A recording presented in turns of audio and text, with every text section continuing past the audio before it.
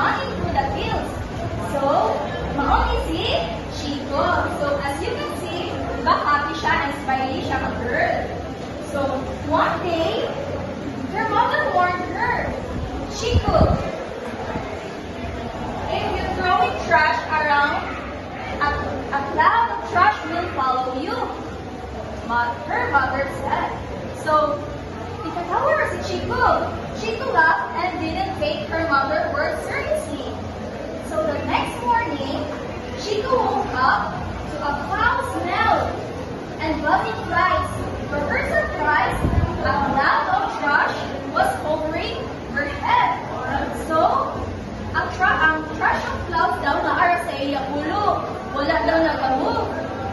So, no matter where she went, the trash cloud followed her. She couldn't play with her friends or hide during games. To get rid of the cloud, Chico started picking up litter and throwing it in the trash. Slowly, the cloud began to shrink, and she encouraged to do the same. The village became cleaner, and the trash cloud disappeared completely. So, let's read. The